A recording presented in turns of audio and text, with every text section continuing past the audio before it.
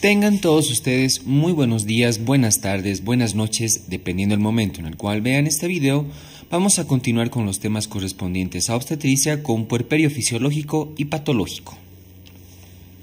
Definición. El puerperio es el periodo en el cual se producen las transformaciones de orden anatómico y funcional hasta alcanzar un estado casi previo al embarazo. Como la definición lo dice claramente, no se puede lograr un estado 100% similar al que se tenía previo a una gestación.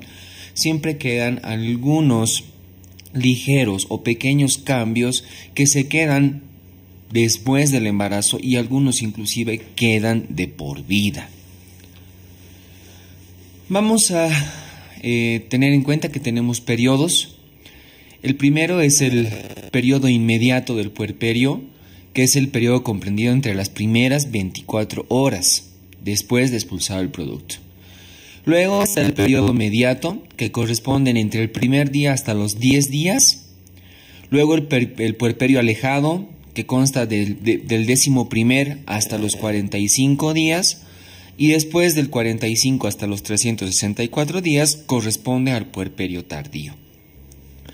Es el puerperio inmediato y el mediato los más importantes, puesto que en estas dos etapas ocurren la gran parte de todos los cambios anátomo-funcionales posteriores al parto, ¿sí?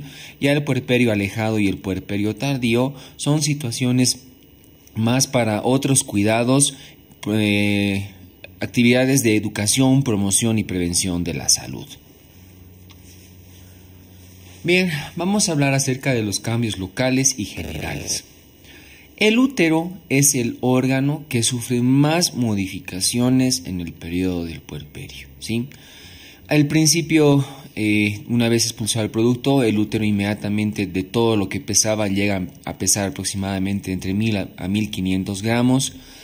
Empieza a disminuir el edema de la serosa por el proceso que había ocurrido con la gestación.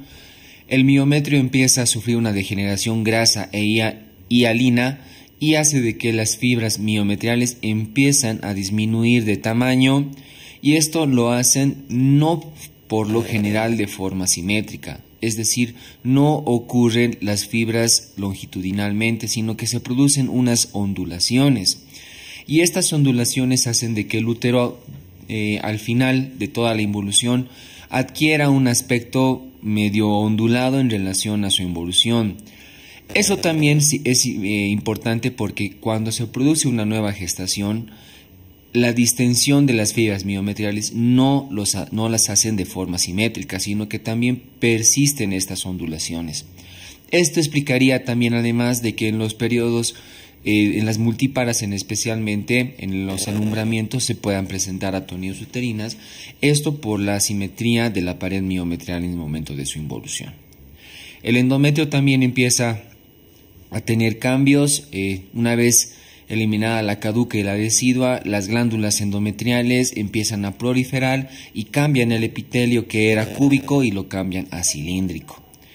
El segmento inferior igual empieza a regresionar, mas como se había elongado en el momento del trabajo de parto, inicialmente queda en forma de plegamiento como un acordeón.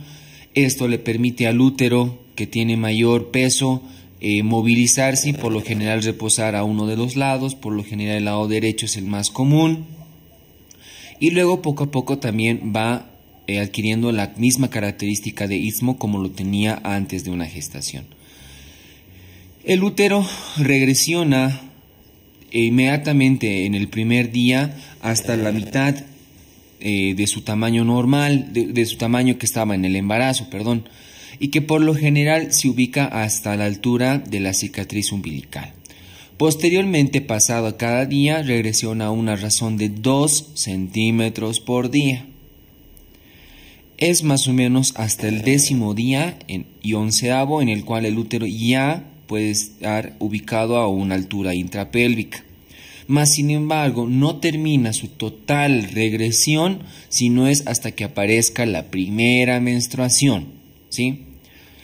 El cuello uterino permanece dilatado hasta el tercer, cuarto día después de la expulsión del producto, luego se cierra y luego empieza a adquirir la característica normal como tenía antes de la gestación. Cuando hablamos del resto de los órganos, primero hablamos de que el abdomen permanece flácido por la distensión. Muchas veces los órganos, los músculos, los rectos en especial, todavía quedan distendidos.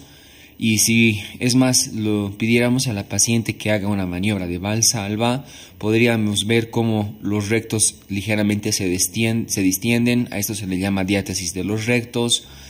Los demás órganos genitales, como la vulva, vagina, empiezan a disminuir el edema que se ha producido por la expulsión del producto. Eso sí, las estrías del abdomen no son las que tienden a regresionar, sino que se pintan de un color anacarado y por lo general permanecen de por vida. Otro órgano que no sufre muchas modificaciones es los senos por medio de la lactancia materna. El hecho de que la prolactina esté elevada y el producto haga la succión de los senos favorece a de que estos estén turgentes y constantemente estén produciendo leche materna. Y otra cosa importante en relación a la prolactina hace de que los estrógenos y la progesterona estén disminuidas en este periodo. Por lo tanto, no se presenta ni ovulación ni menstruación. Tenemos que hacer una adecuada vigilancia del puerperio, ¿sí? Esto es porque este periodo es muy importante, especialmente el puerperio inmediato y el mediato, puesto que aquí se pueden producir las manifestaciones patológicas que las vamos a ver a continuación, ¿sí? Por lo tanto, será importante en el puerperio vigilar siempre los signos vitales. Frecuencia cardíaca, temperatura, presión arterial y grado de conciencia siempre son muy importantes.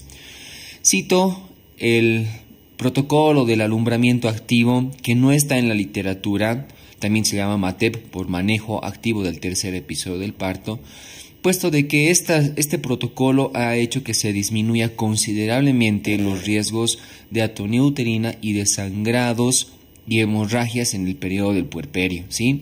Consiste en la administración de oxitocina, la tracción controlada del cordón umbilical y los masajes en fondo del útero, ¿sí? Estas tres medidas han disminuido considerablemente la tasa de hemorragia puerperal, ¿sí? Entonces, como digo, los signos vitales es bien importante justamente para ver todas estas perspectivas. El peso materno, bien importante valorarlo, puesto de que posterior a la expulsión del producto, la mamá tiende a disminuir de peso. Es más, la lactancia materna influye en volver a tener la silueta como se la tenía antes. Entuertos. Los entuertos son contracciones uterinas que se producen en la etapa del puerperio, ¿sí? Suelen ser dolorosos en las primeras 24 horas y corresponden a la actividad que tiene la oxitocina en el periodo del puerperio. Los entuertos por lo general se presentan con prioridad cuando el producto está en etapa de lactancia. Esto porque al estimularse la prolactina, estimula también a la hormona oxitocina. Por lo general, después del primer día, se pueden tornar ya no dolorosos y la mamá los tiende a sentir hasta el tercer y cuarto día como máximo. Después ya no se presenta o la mamá ya nos refiere la presencia de dichos entuertos. La involución uterina siempre es bueno verla, como habíamos visto anteriormente. El primer día el útero se posiciona a la altura de la cicatriz umbilical para luego disminuir a una razón de 2 centímetros por día. Por lo general y siempre la involución uterina tiene que ser de una consistencia dura. El que nosotros palpemos una consistencia blanda no es normal. Puede ser que por dentro haya hemorragia, puede haber el proceso de infección, puede haber involución inadecuada y siempre se requerirá al masaje o investigar cuáles son las probables causas. Loquios. El conjunto de el exudado que se presenta por la herida de la placenta, la caduca, glóbulos rojos, glóbulos blancos y algunas células del vérmix fetal componen los denominados loquios. Por lo general es un exudado que se presenta transvaginal, se evidencia siempre por la vulva y que dependiendo de los días otorgará una perspectiva. Inmediatamente y hasta el tercer día se presentan los loquios sanguinolentos. Esto porque están compuestos en su gran mayoría por glóbulos rojos, ¿sí? Luego empiezan a cicatrizar este tejido y empieza a proliferar los glóbulos blancos, ¿sí? Y la caduca también y el exudado se hacen más predominantes. Por lo tanto, tendrán una perspectiva de loquios rosados que se presentan en el tercer a cuarto día. Pero es a partir del séptimo día en la que la cantidad de glóbulos rojos, glóbulos blancos disminuye muy considerablemente y solamente se presentan los exudados y las células de descamación del útero. Por lo tanto, se denominan loquios serosos. Estas son las características normales. Por lo general, el promedio de la literatura habla de que los loquios tienen un promedio de 15 días para eliminarse y que estos tienen que tener este tipo de característica. Encontrar loquios fétidos y achocolatados sería algún procedimiento patológico. Caso clínico. Paciente de 37 años de edad con antecedente parto en centro de salud hace 2 semanas.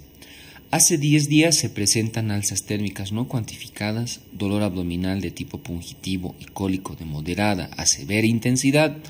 Al examen físico destaca facies álgida, piel y mucosas pálidas y deshidratadas, taquicardia y fiebre de 39.6 grados centígrados, signo de rebote en fosa ilíaca izquierda, la palpación, loquios achocolatados y fétidos. Pregunta: cite el diagnóstico probable. Cervicitis crónica, endometritis, pelviperitonitis, apendicitis o sobreparto por tocar agua. Infección puerperal. En sí, todo el canal del parto y algunas situaciones, tanto como la invasión de algunos gérmenes, ya sean saprófitos o los que no correspondan a la flora microbiana normal, pueden provocar infección en el tracto genital. Gran parte de todas estas infecciones por lo general son benévolas, muy pocas evolucionan siempre a un grado severo y tenemos que tener en cuenta de que pueden, más sin embargo, llevar hasta un grado de sepsis puerperal. Muy pocas veces, la literatura inclusive no habla mucho de la referencia de que exista la palabra sepsis puerperal como tal, puesto que es una evolución de todos los trastornos que vamos a ver a continuación. Al hablar de gérmenes tenemos que hablar que pueden ser tanto gérmenes aerobios como anaerobios los que pueden invadir el tracto genital. Dentro de los aerobios tenemos a los estreptococos, estafilococos, Neisseria, gonorrea, enterococos, protus, klebsiella. Y dentro de los anaerobios tendremos a los Clostridium perfringens, Clostridium noci, Clostridium septicum, Peptococcus, Peptostreptococcus, bacterias del complejo GAM, como ser Gardnerella, Actinomyces y Mobiluncus, y Chlamydia trachomatis. Muy importante cito acá el Clostridium perfringens porque esta bacteria puede provocar el síndrome icterazoémico de Mondor. Hay ciertos factores de riesgo que pueden conllevar a esta situación, ¿sí? El primero, evidentemente, es la ruptura prematura de membranas. El hecho de que se rompan las membranas pueden provocar que antes del trabajo de parto ya puedan ascender los microorganismos citados y ya puedan colonizar el útero, de modo que en el periodo del puerperio puedan manifestarse con mayor exacerbación. Las hemorragias. Las pacientes que sangran demasiado en el momento del parto y del puerperio tienden por lo general a estar pero muy factor de riesgo para presentar infecciones puerperales.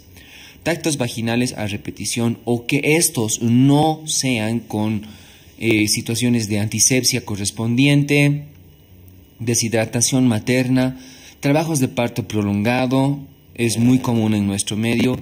Evidentemente los accidentes del canal del parto son una puerta de entrada para las infecciones. Bien, empezamos a hablar que la infección puerperal puede ser localizada, puede ser diseminada, ya sea por vía de continuidad o por vía linfática, o en el peor de los casos se puede diseminar por vía hematógena. Vamos a empezar con las infecciones puerperales localizadas.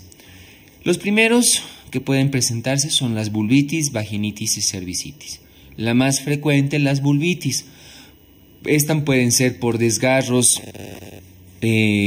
o por haber realizado episiotomías y estas puedan infectarse, ¿sí? Muy pocas veces se ven vaginitis, y la cervicitis igual son por desgarros del cuello uterino, más estas dos carecen un poco de implicancia clínica. Las vulvitis sí son las que se pueden infectar, puede haber dehiscencia de la episiorrafia, puede estar edematizada, se puede infectar, supurar, pero por lo general estas van bastante bien con tratamiento antibiótico y con medidas locales. Más sin embargo, si estas ascendieran o ya por los factores descritos anteriormente hay infección en endometrio, se produce endometritis. Esta es la forma más frecuente de infección puerperal que existe, porque debido a la evolución de la antibiótico-terapia y de las medidas de higiene se ha disminuido considerablemente. La endometritis es un proceso en el cual la infección ha alcanzado el tejido endometrial, que por lo general obedece a infección en relación a la caduca y la decidua y la colonización de algunos microorganismos. Esta puede ser séptica cuando es de manera superficial, no toma el estrato basal, y por lo general los estreptococos y estafilococos pueden producir este tipo de infecciones, ¿sí? La gran mayoría no se caracteriza por la presencia de loquios fétidos. Si esta avanza, se vuelve en una endometritis pútrida, que ya toma la capa basal del endometrio y se extiende por lo general a parámetros más amplios del endometrio. Corresponde a una infección por colibacilos. Y ya aquí vamos a encontrar loquios fétidos y achocolatados. Si evoluciona, se presentará una endometritis parenquimatosa, en el cual ya puede tomar miometrio. Y aquí ya los loquios serán desflecados, con presencia de coágulos, con tejido necrótico y bastante fétidos y achocolatados. Pero si esto si evoluciona, puede presentarse una endometritis gangrenosa, en el cual ya toma hasta la serosa del útero, puede llegar a perforar el órgano, puede ser supurado hasta órganos vecinos, y por lo general ya aquí vamos a encontrar hasta parte de tejido en los loquios, ¿no? Es una variante bastante peligrosa. Esta por lo general es la que hace evolucionar a las otras vías que vamos a ver a continuación. Otra variante de la endometritis es el loquiometra. El loquiometra es la retención de los loquios en la cavidad endometrial y por algún factor, puede ser por una estrechez del cuello uterino, mantienen en la cavidad endometrial, ¿sí? Esta es una variante también peligrosa, puesto de que muchas veces al no tener en cuenta que hay loquios, estos muy rápidamente pueden diseminarse por vía de continuidad, como lo vamos a ver a continuación. Las pacientes que tienen infección puerperal localizada empiezan a tener alzas térmicas. Estas sí es un poquito más agudas. Entre el tercer a quinto día ya se presenta la elevación térmica, hay la presencia de taquicardia, dolor en hipogastrio y evidentemente los loquios fétidos nos dan un parámetro muy importante para el diagnóstico. Más sin embargo, si la infección local no cede y ésta se propaga, tiene dos perspectivas de vías como para poder propagarse, ya sea por continuidad o ya sea por vía linfática. Por continuidad tenemos al más representante la salpingoovaritis. Ya sea que los gérmenes asciendan, tenemos dos perspectivas para que se pueda producir salpingoovaritis, como ya habíamos visto, por continuidad, que por lo general obedece a las bacterias de gonorrea y clamidia, pero también la puede hacer por vía linfática hacia la trompa, y son las demás bacterias que ya la habíamos visto, ¿sí? Toda la trompa se supura. Cuando este tipo de continuidad, o sea, por gonorrea, por lo general tiende a ser bilateral. Y para las otras bacterias, cuando la continuidad es por la diseminación es por vía linfática, por lo general suelen ser unilaterales. La trompa se edematiza, empieza a haber alzas térmicas a partir del 8º a 10º día y se puede apalpar un dolor muy exquisito en el lugar que esté afectado. Pero si esto no cede, se produce una pelviperitonitis, que ya sea por las dos formas que se haya propagado, este puede supurar y puede alterar todo el tejido de continuidad. Entonces, el dolor se va a presentar y la fiebre con más acentuación, ¿sí? Pero, si no cede, se puede producir una metritis, que es una variante exclusiva de la vía linfática. Cuando este se produce, el tejido miometrial es afectado, puede supurarse y debitar todo el tejido purulento hacia el parametrio. Y esta es la variante más importante, puesto de que una vez que se haya afectado el parametrio, puede tener dos vías.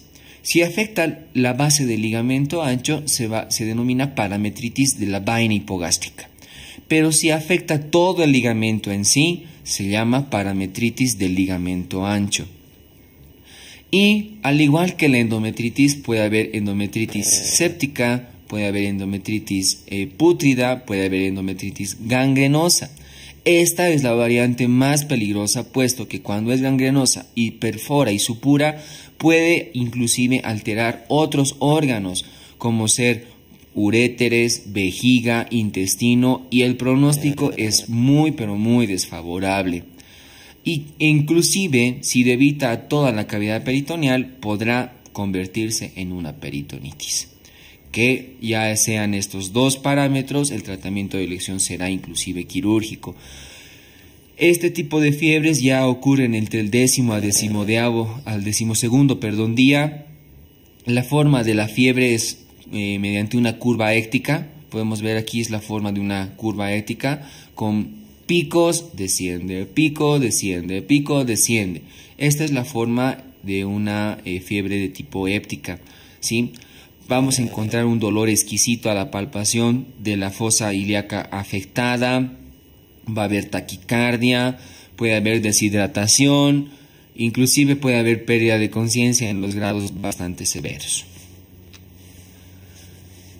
Tenemos una de las variantes muy peligrosas, que es la infección puerperal, que se propaga por vía hematógena.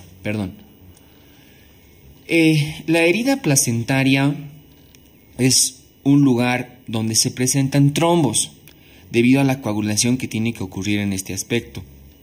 Y si las bacterias, en especial estafilococos y estreptococos, invaden los trombos, pueden provocar una tromboflebitis, ¿sí? Y pueden afectar la vía hemática del vaso que esté por el lugar, ¿sí? Tenemos dos variantes, la tromboflebitis y la flebotrombosis. La tromboflebitis es aquella en la cual primero se ha alterado el endotelio por las bacterias y el endotelio es el que forma trombos ya alterados. Mientras que la flebotrombosis es lo contrario, son los trombos iniciales infectados que llegan a alterar el endotelio, ¿sí? Entonces, este tipo de infecciones se caracterizan inicialmente por alzas térmicas, dolor, y no encontramos aparentemente una vía en la cual, como las anteriores, no encontramos loquios fétidos, sino que solamente hay la presencia de fiebre y de dolor.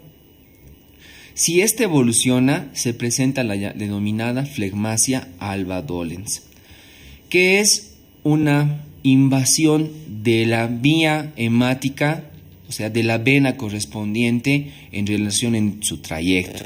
Las más afectadas son las venas ilíacas y se presenta un aumento de volumen en el lugar afectado.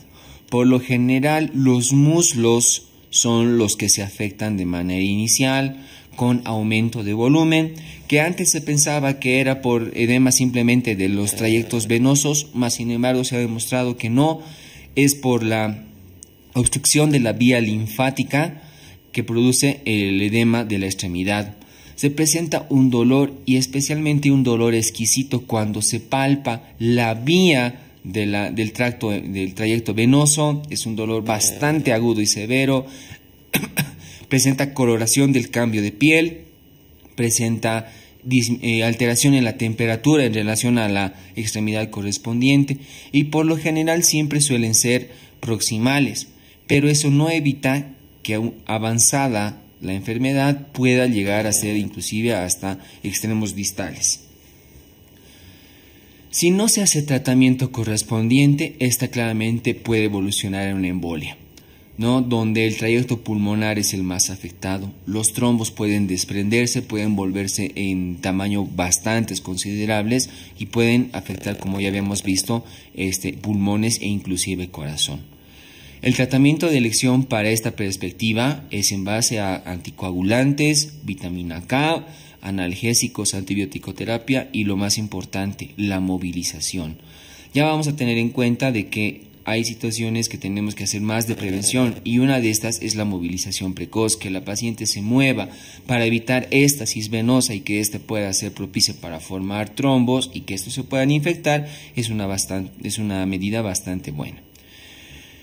Si la tromboflebitis no se trata, puede evolucionar a una septicemia puerperal, en el cual los trombos pueden hacer que la infección se disemine absolutamente a todo trayecto venoso y arterial, y este proceso por lo general es de desenlace fatal. Las pacientes llegan a fallecer inclusive en horas. Por lo tanto, recordemos el caso clínico del anterior paciente, una señora que tenía alzas térmicas, había signo de rebote en fosa ilíaca izquierda, había taquicardia, estaba deshidratada, estaba pálida. Cité el diagnóstico probable y en este caso era una pelviperitonitis.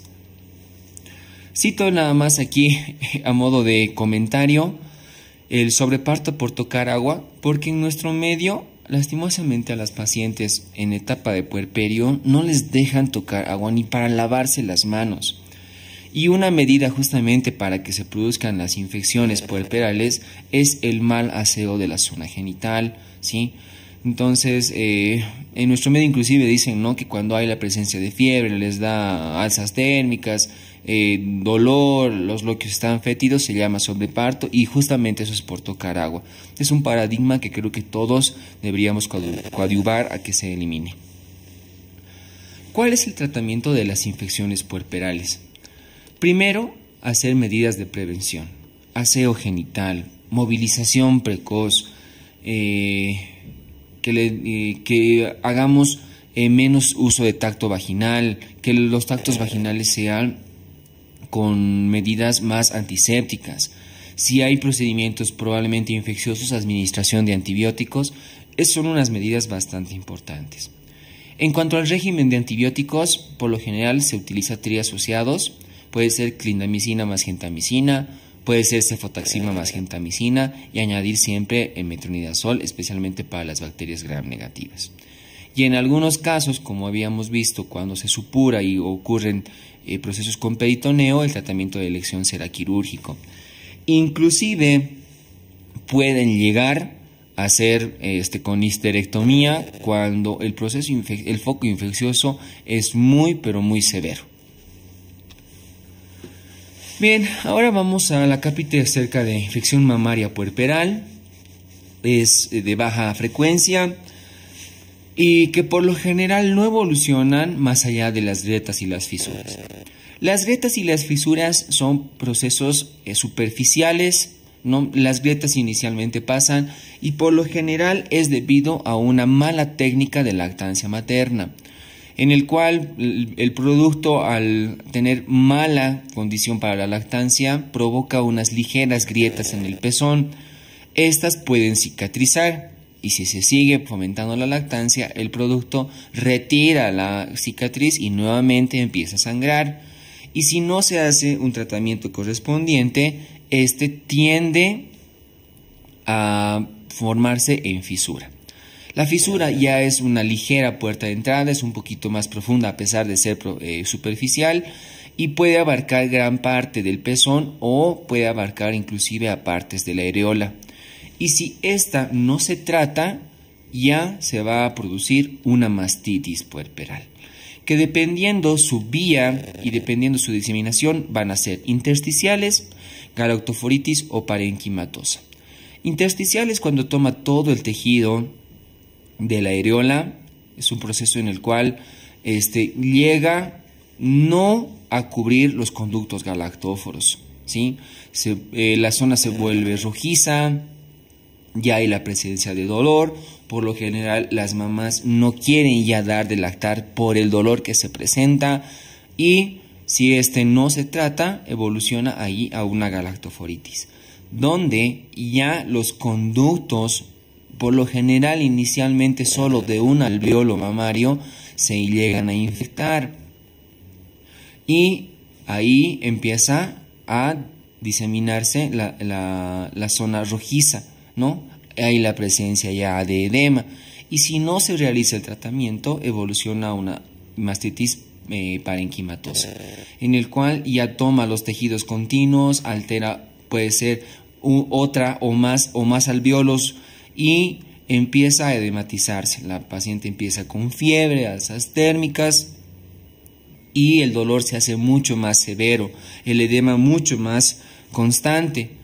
Y si no se hace un tratamiento, empieza a supurar y se forma el absceso mamario, que muchas veces drena por el mismo pezón o algunas veces busca un orificio de salida. Y si no se hace tratamiento correspondiente, lo ideal es hacer un drenaje con tratamiento quirúrgico, ¿sí? El tratamiento de elección es en base a dicloxacilina. Cuando realizamos antibiótico-terapia, la forma es de 500 miligramos vía oral cada 6 horas. Muchísimas gracias. Me despido con una frase de Paulo Coelho que dice: nadie está salvo de las derrotas, pero es mejor perder algunos combates en lucha de nuestros sueños que ser derrotados sin saber siquiera por qué se está luchando. Muchísimas gracias.